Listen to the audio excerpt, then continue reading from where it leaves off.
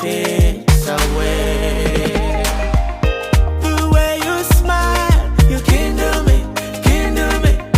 The way you move, you kindle me, kindle me. The way you carry your body, oh, your charm never fades away. Hit me with a rhythm, African a feeling. Make a jump and touch the ceiling. Light it up with fire, need you turn it higher. Hello Ray guys! Good morning sa inyong lahat. Autumn na talaga. So ngayon, meron ako dala ditong pot kasi papasok tayo dito sa storage namin. For the meantime, dito namin nilagay sa para store sa storage namin yung mga patatas hanggat hindi pa tawag nito nagsusnow guys. Pero ililipat namin to dun sa kapatid ni Nico kasi hindi ito pwede dito magstay si malalamigan. Kasi ngayong cellar namin is hindi pa talaga siya tapos. And wala na kaming time para gawin yun kasi sa sobrang busy. But anyways, kuha tayo ng patatas kasi magluluto tayo today ng mga pagkain na nanggaling lahat sa gubat. So ito na yung mga patatas guys na harvest namin dito sa garden namin. Yung iba dito is yung may color green, so hindi ko siya gagamitin kasi yan yung gagamitin kong seeds next year. Pangtanim na naman. Kasi dito sa Finland, we don't consume like ito guys. Makita mo man siya na green. So hindi namin yan siya ikukonsume. Yung ikukonsume lang namin is yung patatas lang na maganda-ganda. Punta tayo dito sa garden ko guys. Ganito ang itsura dito kapag autumn na. Sobrang daming basura. That's okay. Yung ibang plant pala is, or ibang harvest, hindi na namin yung harvest kasi hinayaan na lang namin para sa mga animals na nadalaw dito sa aming garden. So dito guys, meron din akong tinanim dito ng mga red potatoes, and I think yun na lang siguro ang iha-harvest ko kung meron pa akong makikita dito. Yan. Ayan guys, meron ako nakita ditong mga red potatoes. Yan oh. Kasi may tinanim ako dito. Uy, worm. Mga baby potatoes. Hala. Kaluta day. Wala akong pambungkal. Hindi ko alam saan ko nilagay yung aking pambungkal. Pero, ayan.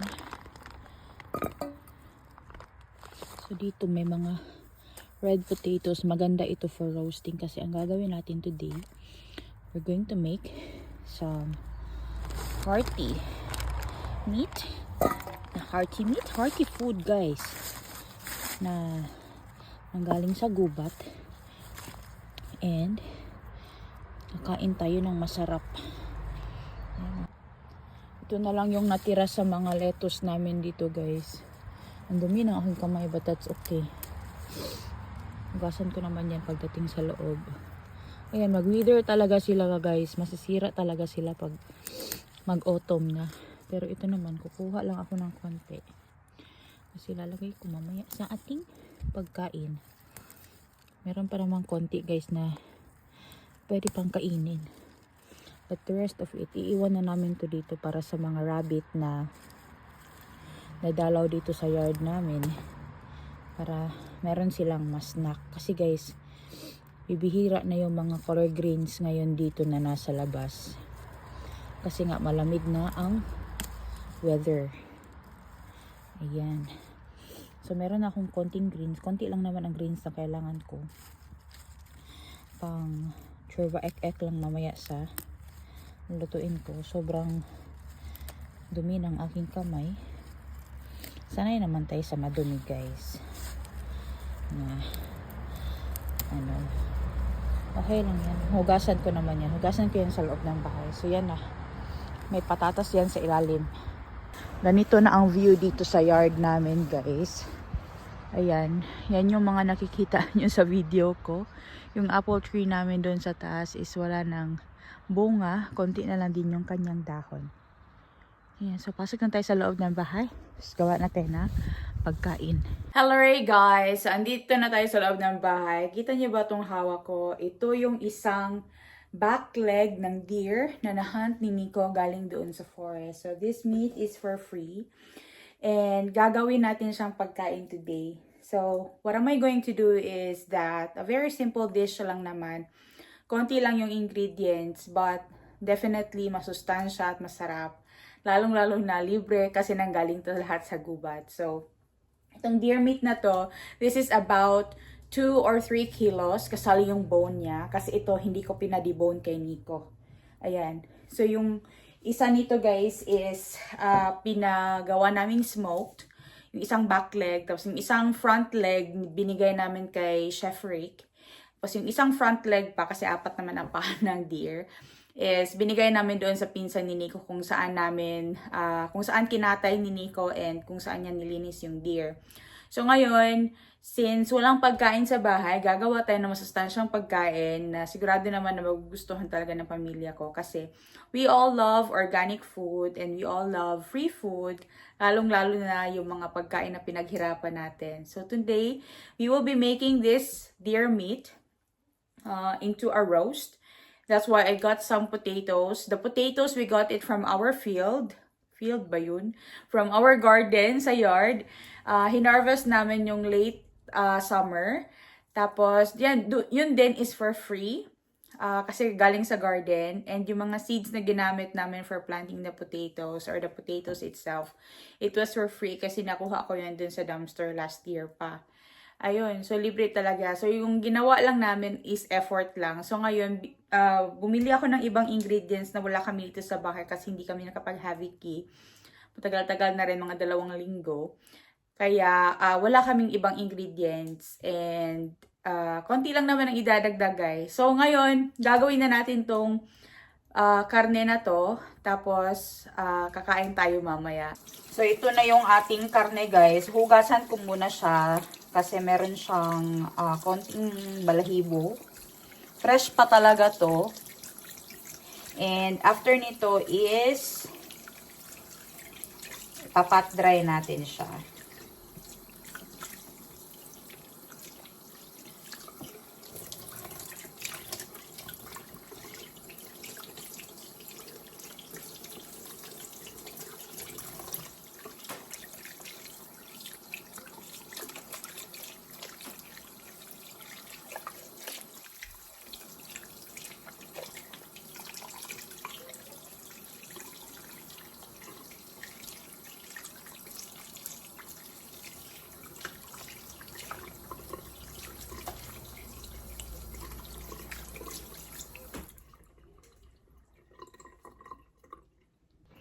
So, ito na nga lahat ng ingredients na gagamitin natin guys sa pagluluto. Yung greens guys is nilagay ko lang dyan. Kasi gagamitin ko yan mamaya sa salad namin. So, ang gagawin natin is lahat ng ingredients na to is ilalagay lang natin sa isang bag. Yung bag na ginagamit namin dito sa paggawa ng kinko or ng yolo kinko or yung finished ham. So, lahat ng to guys, ilalagay lang natin. Lalagyan lang natin siya ng salt and pepper, pati ng dried rosemary. Yung mga dried rosemary, nanggaling pa yun sa Haviki last year. So, meron pa ako nun. So, gagamitin natin yung lahat today sa pagluluto. Tapos, ilalagay na natin siya sa oven. So, ito yung bag, guys, na gagamitin natin. Ito yung ginagamit namin dito for roasting ham, lalo na kapag Pasko. So, merong instruction dito na this is for 5 kilograms ham. So, since meron tayong slab dito na malaki, slab ba tawag dyan? Basta yung paa ng ating deer, tapos meron siyang tali, guys. Ito is heat resistant, ito hindi ito siya matutunaw. So, meron tayo ditong 2 piraso. So, isa lang naman yung gagamitin natin. Tapos, ilalagay natin yung ham natin dito sa loob. Ewan ko ba kung magkakasya ba siya dito o hindi. Kasi masyadong malaki yung ating ham. Tapos, itatali natin siya. Ito yung kanyang pangtali. So, meron pa kaming isa para sa next na naman. 'Di ba? Kasi meron pang isang deer na paparating si Nico na inaabangan niya. So, I think magkakasya ito. Pati lahat ng ingredients, guys, ipapasok ko doon. Pati yung patatas. Lalagyan ko siya ng asin. And now, we're Worcester sauce. Worcester sauce. I don't know how to pronounce it. But yeah, gagamitin natin dito salt and pepper and some truffle salt maybe. Ayun. So, lalagay na natin dito sa loob ng plastic natin yung ating or ditong roasting bag natin yung ating karne. So, lalagyan muna natin siya ng asin, guys. Ng maraming asin. Kasi malaki-laki ito. Para maglasang ano naman to, lamian. So, asin lang ilalagay natin dito. Tsaka salt and pepper. So, ito na yung ating karne, guys. Ilalagay na natin siya sa oven. Dinoble ko siya ng balot kasi nabutas yung isa. Kasi itong dito sa dulo is medyo sharp. Kaya dinoble ko na lang para safe talaga siya na hindi maka-escape yung heat. Kasi kailangan siya na sa bag para maluto siya, guys, ng maayos. Para yung heat is magstay doon sa loob ng bag. And ma-penetrate talaga hanggang doon sa kaloob-looban ng ating karne. So, lalagay na natin siya sa oven. Tapos, hintayin natin after 2 to 3 hours. So, ito na nga, guys. Magluluto na ako ng cream of mushroom. So, meron na akong chanterelles dito na natanggal na yung kanyang water content. So, lulutuin ko lang to, guys, sa butter. Tapos, lalagyan ko siya ng onion. Yan. Yung onion namin, hiniwa ko siya ng maliliit kasi ayaw kasi ng anak ko ng sobrang malalaki yung slices ng onions. Lagyan lang natin yan siya, guys, ng butter. So, itong butter na yung mag-a-add ng flavor dyan. Yan na yung nagiging fat natin para sa ating mushroom sauce. This is a good pair, guys, sa lahat ng mga meat na mga ulam. And madalas itong ginagamit dito sa Nordic, guys, itong mushroom kapag merong meat and isda ang ulam, guys. Yan. Haluin ko lang to siya, tapos lalagyan ko siya ng cream. After nyan, guys, ilalagay ko lang ating cream or yung ruwa kakerma.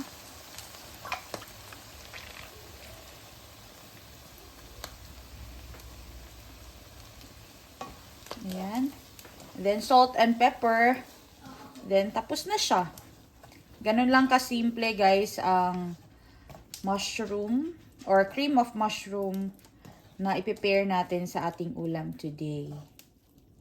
Napakasimple lang nito, guys. Alam niyo yung mga simpleng mga pagkain, yun pa yung mga masasarap talaga. Lalong-lalo na kapag lutong bahay, di ba? Lagyan natin ng salt.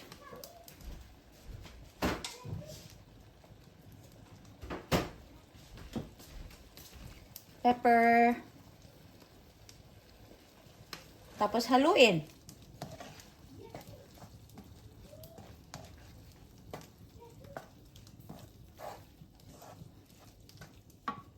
So, meron tayo ditong chanterelles ito, guys, na natanggalan na ito ng liquid, pero hindi ito nalagyan ng fat or any butter. So, ang gagawin ko dito ngayon is lalagyan ko siya ng cream kasi gusto kong gumawa ng maliit lang naman na portion ng salad kasi 3 lang naman kami nakakain. I prefer na fresh talaga ito or yung bagong gawa talaga. So, lalagyan ko lang siya nitong smetana. Tapos, salt.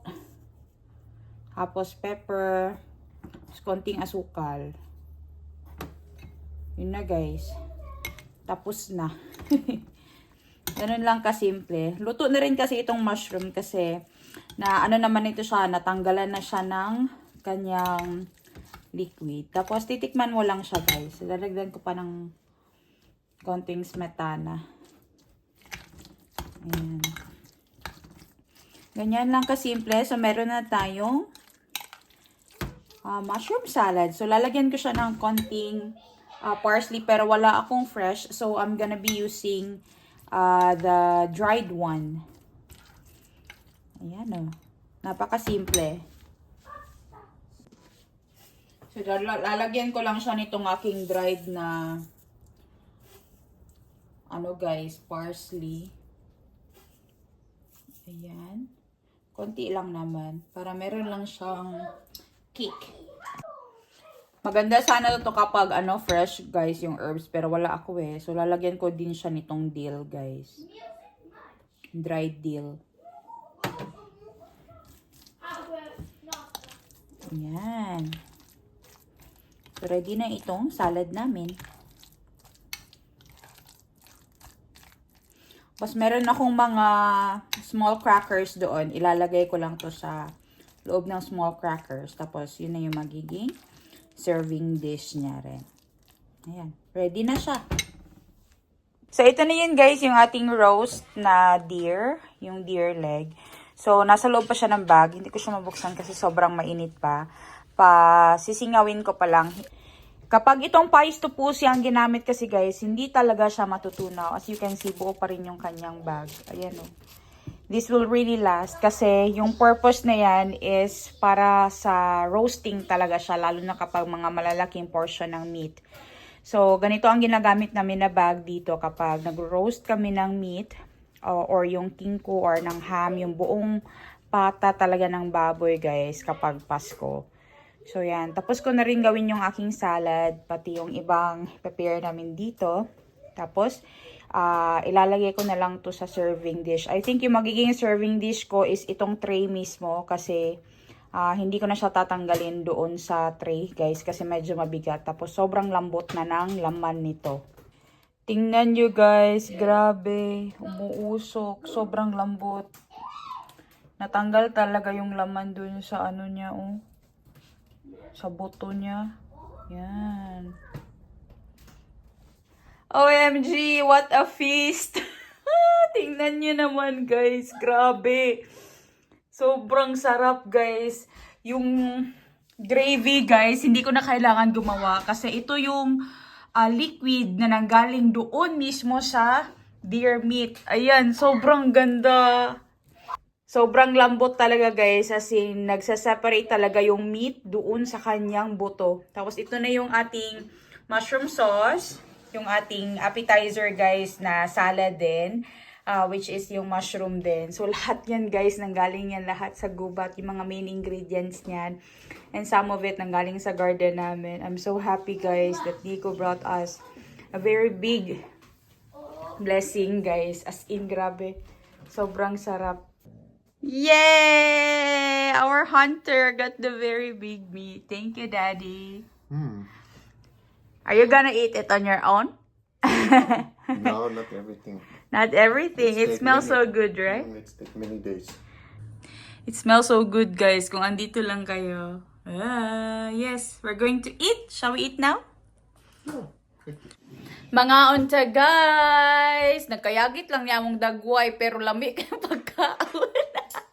As in, is it smell good? Yeah. Lami kayo guys, as in, sa mga unta. No, so soft. Oh,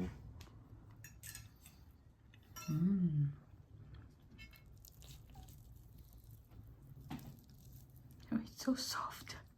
I think give more when it has finished. Sushi takes. Sobrang lambot guys, as in.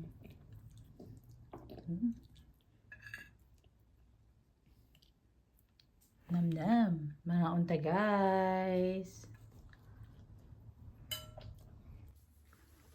Mga unta guys.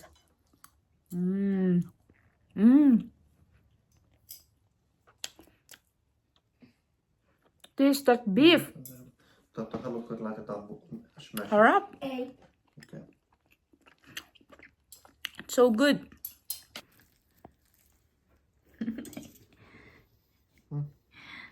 It has free run there. Neon. Diba, Daddy? It's so soft. Wow. So I cooked everything, guys. The potatoes, the carrots, onions, everything in the bag. And this is the result. Napakasarap. This is like matkakedas. Harald. It's Harald's. I think Harald's doesn't have this one. I think you will. Maybe they have, but not this whole leg like this much. Kasi meron dito restaurant, guys, kung saan kami nag-team building before. So we're planning to eat there next time. I didn't put salt on that. How does it taste? Tosi hyvä. It has It salt, has? some kind like it's not salt, but did you put like Maybe it's from the meat because only the meat I put salt, pepper, and Worcestershire sauce. I think it's that Kastik, eh? Tastes good? Diba? hyvä. Nakain din si Anika. Nami? Ang lalaki ng strands, guys. Kasi nga, buong karne. Yung buong leg talaga. We will be enjoying our meal, guys. Sobrang late na kasi sobrang late na rin nakauwi si Nico galing sa trabaho. Anyways, dito na namin tatapusin ang video. Please don't forget to like, share, and subscribe to our channel. The Lindemans and Nico's channel as well, which is Lindeman Outdoors. Ingat po kayo palagi. We'll see you next time. Hey, hey! Anika, sano? Hey, hey! Hey, hey. Busy siya. Hey, hey, guys! Is it lami? Tosi hyvä. Of course, milk. Very finish. Nam nam? Are you full now? I need to stretch so getting more space. Nico has been telling Toshiba very good many times. Shall we cook it like this way again? This is one way to do it like very good. It's very good, right? Very Vikings. Like your ancestor Vikings. The hunters.